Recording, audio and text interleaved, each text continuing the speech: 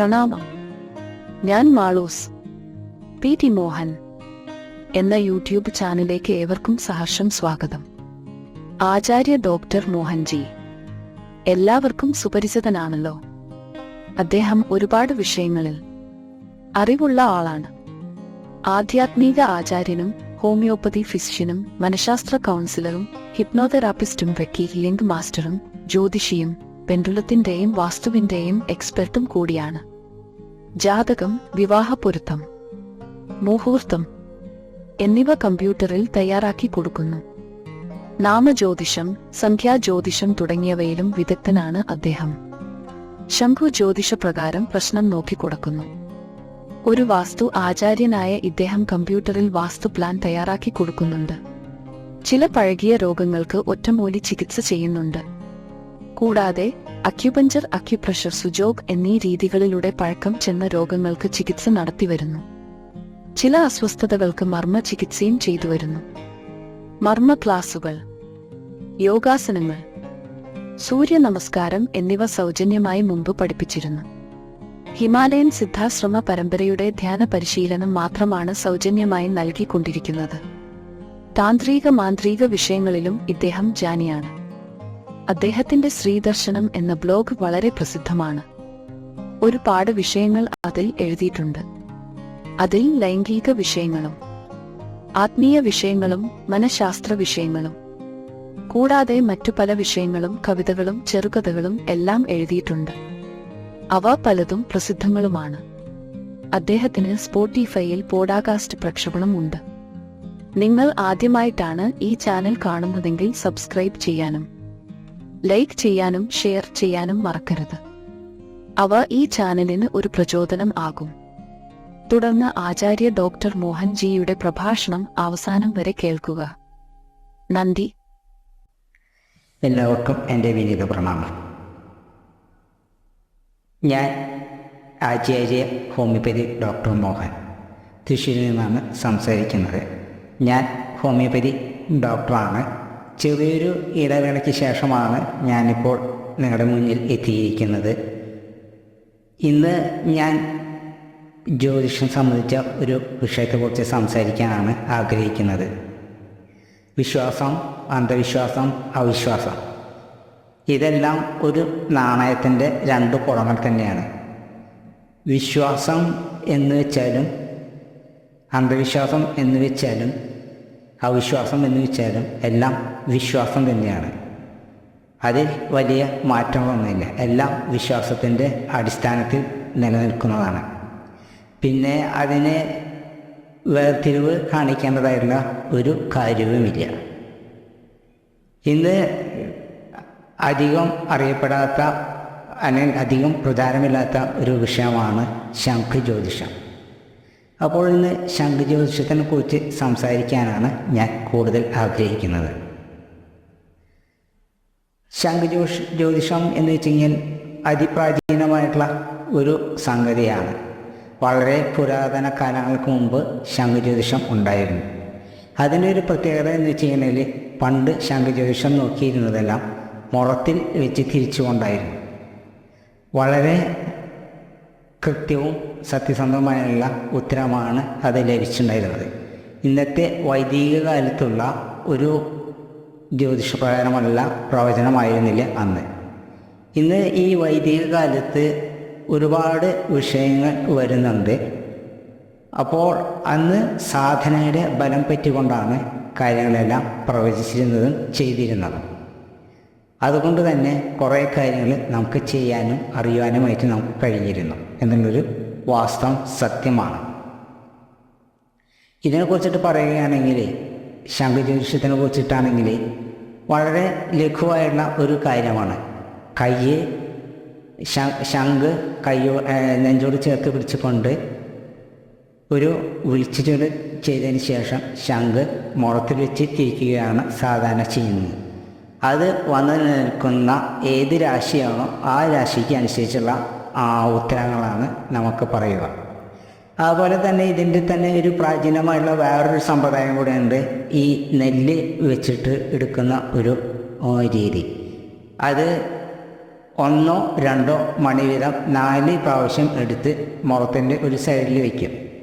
അത് ഒരുപാട് കാര്യങ്ങൾക്ക് ഗുണകരമാണ്. വിവാഹം നടക്കുമോ, അല്ലെങ്കിൽ കള്ളനെ കിട്ടുമോ, അല്ലെങ്കിൽ എൻ്റെ പാർട്ട്നേഴ്സ് ഉത്തമമാണോ, അങ്ങനെ ഒരുപാട് നിരവധി കാര്യങ്ങൾക്കായിട്ട് നമുക്ക് റെഡി റെക്കണർ പോലെ നമുക്ക് ചെയ്ത് കണ്ടുപിടിക്കുവാനായിട്ട് സാധിക്കുന്ന ഒരു സംഗതിയാണ്.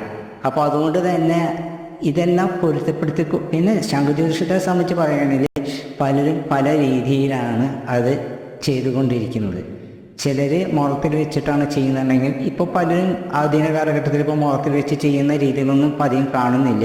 എല്ലാവരും മേശയമലോ അല്ലെങ്കിൽ പലകയമലോ വെച്ചിട്ടാണ് ഇന്ന് ആധുനിക കാലത്ത് എല്ലാവരും ചെയ്തുകൊണ്ടിരിക്കുന്നത്. നമുക്ക് സാധനയുണ്ടെങ്കിൽ മാത്രമാണ് ഇതിന് പ്രസക്തിയുള്ളൂ. സാധനയ്ക്കനുസരിച്ച് മാത്രമാണ് ഇത് മുന്നേറാനായിട്ട് നമുക്ക് കഴിയുള്ളൂ. പിന്നെ എന്താ വെച്ചിട്ടുണ്ടെങ്കിൽ നമ്മുടെ ജീവിതത്തിൽ ആനന്ദം അല്ലെങ്കിൽ സന്തോഷം, ആനന്ദം എന്ന് വെച്ചെങ്കിൽ നമുക്കൊരു അനുഭൂതിയാണ്. ആനന്ദവും സന്തോഷവും രണ്ടാണ്. സന്തോഷം നമുക്ക് താൽക്കാലികമായിട്ട് കിട്ടുന്ന ഒരു വസ്തുതമായിട്ട് ടെമ്പററിയാണ് ആ സന്തോഷം എന്ന് പറഞ്ഞാൽ. ആനന്ദം എന്ന് വെച്ച് കഴിഞ്ഞാൽ നമുക്കൊരു അനുഭൂതിയാണ്, അത് ദീർഘനേരത്തേക്ക് നിലനിൽക്കുന്നതുമാണ്. അപ്പോൾ നമ്മുടെ നിത്യജീവിതത്തിൽ ദുരിതങ്ങൾ കാര്യങ്ങളൊക്കെ വരുമ്പോൾ ഈ സന്തോഷം ആനന്ദം ഇല്ലാത്തതാണ് ഏറ്റവും വലിയ കാര്യം. അതിൻ്റെ കാരണങ്ങളാണ് നമ്മൾ അന്വേഷിച്ച് പോകുന്നത്. അപ്പോൾ അതിൻ്റെ കാരണങ്ങളിൽ കൂടി നമ്മൾ ചിന്തിക്കുമ്പോൾ നമുക്ക് ഒരുപാട് കാര്യങ്ങൾ മനസ്സിലാക്കാനായിട്ട് സാധിക്കും. അപ്പോൾ നമ്മുടെ ജീവിതത്തിൽ നമ്മുടെ കാരണന്മാരോ അല്ലെങ്കിൽ നമ്മളോ ആയി ചെയ്തു വെച്ചിട്ടുള്ള പാപ കർമ്മങ്ങളുടെ ദോഷങ്ങളാണ്, അനന്തരഫലങ്ങളാണ് നമ്മൾ ഇപ്പോൾ അനുഭവിച്ചു കൊണ്ടിരിക്കുന്നത്. നമ്മൾ ചെയ്തിട്ടുണ്ടെങ്കിൽ നമ്മുടെ കാരണന്മാരോ ആരെങ്കിലും പൂർവികരോ അല്ലെങ്കിൽ നമ്മുടെ അശ്രദ്ധ കൊണ്ട് വന്ന് ചേർന്നിട്ടുള്ള പല കാര്യങ്ങളായിരിക്കും നമുക്ക് ചെയ്തുകൊണ്ടിരിക്കുക. മരണാനന്തര 12 വർഷം വരെ ഒരാൾക്ക് കർമ്മങ്ങളൊന്നും ചെയ്തിട്ടില്ലെങ്കിൽ അത് നമ്മുടെ ജീവിതത്തിൽ വലിയൊരു ദോഷമുണ്ടാക്കും. ആ ദോഷം തീർക്കുന്നതിന് വളരെ ബുദ്ധിമുട്ടാണ്. അതിനെക്കുറിച്ചിട്ടൊക്കെ പറയുകയാണെങ്കിൽ ഒരുപാട് കാര്യങ്ങൾ നമുക്ക് പറയാനുണ്ട്. അപ്പോൾ നമ്മുടെ ഈ ജാതകവശാൽ പൂർവികരെ നമ്മൾ സ്മരിക്കാതിരിക്കുക, അതുപോലെ തന്നെ നമ്മുടെ കുടുംബത്തിലെ കലഹങ്ങളുണ്ടാവുക, സന്താനങ്ങളില്ലാതിരിക്കുക, ബിസിനസ് തകർച്ച, അല്ലെങ്കിൽ തൊഴിൽ സ്തംഭനം, അങ്ങനെ ഒരുപാട് കാര്യങ്ങൾ നമുക്ക് അറിയാനായിട്ട് സാധിക്കും.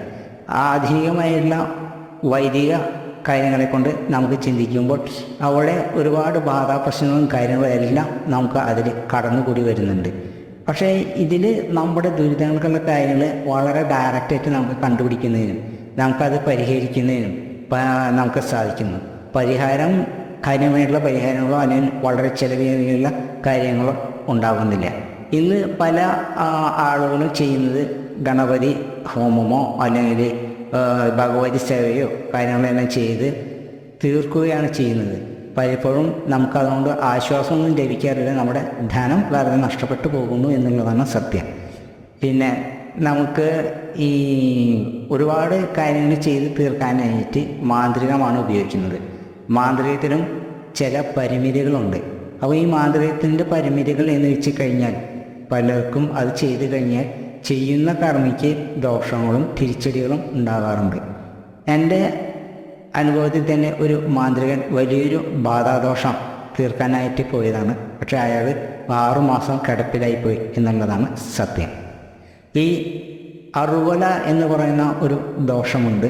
ഈ അറുവല എന്ന് പറഞ്ഞിട്ടുണ്ടെങ്കിൽ മരിച്ചതിന് ശേഷം 12 കൊല്ലം ആ ആത്മാവിന് വേണ്ട കർമ്മങ്ങൾ ചെയ്യാതിരിക്കുമ്പോൾ ആ ആത്മാവ് അറുവലയായി നമുക്ക് തീരുന്നതാണ്, നമുക്ക് ദോഷങ്ങൾ ഉണ്ടാക്കുന്നതാണ്.